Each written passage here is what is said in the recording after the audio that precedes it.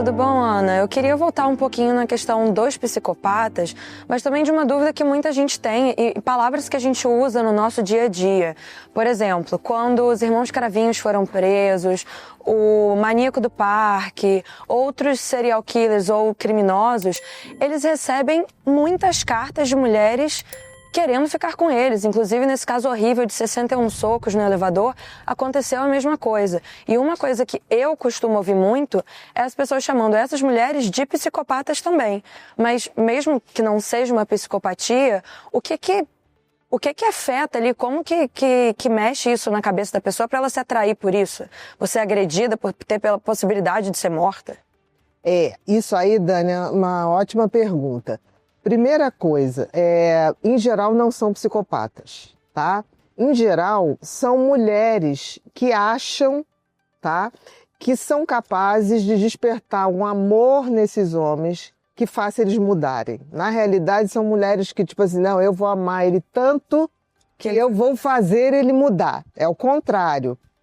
E, em geral, são mulheres que pensam assim... são mulheres que têm pavor de ser traída. E elas pensam o seguinte, esse cara tá lá, numa penitenciária de segurança máxima. É a única forma. Ninguém vai querer ele, só eu.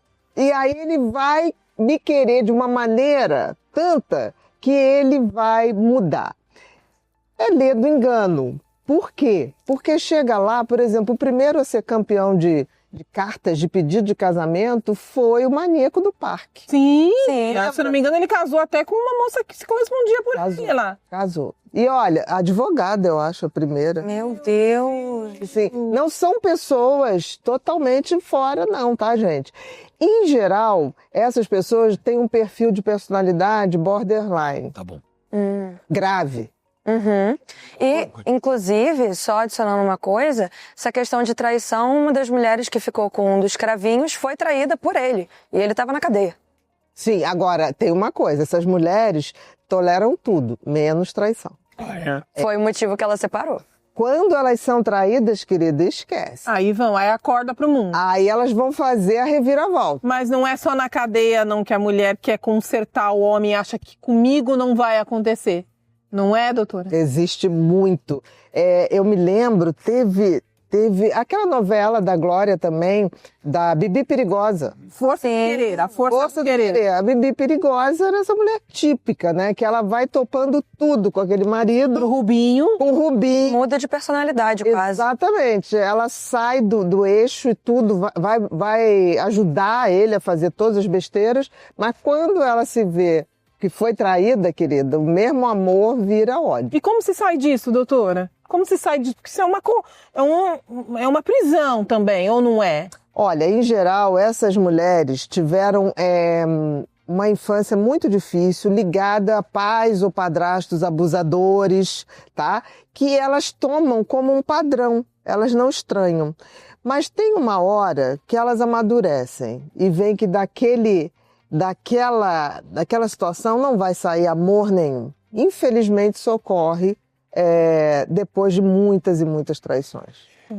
Vamos ler perguntas, por favor? Vamos ler perguntas. A Ramona tá dizendo... Porque a diretora daqui a pouco ela quer começar a falar sobre Tremembé. Tremembé, tá. Não, ela não é uma pergunta, é uma afirmação. Eu sou fria, muitas vezes me acho meio psicopata, porém não mataria ninguém por nada. Amo animais. Só que em alguns casos eu sou fria e prática. E aí as pessoas confundem isso. Mas o que ela chamou de frieza e prática?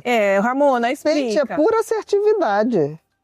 Ser direta. Senhores, você tem que ser prático. Entendeu? Por exemplo, você tem um namorado, uma namorada, a pessoa pronta com você, você vai fazer o quê? Botar pra fora de casa, é o mínimo.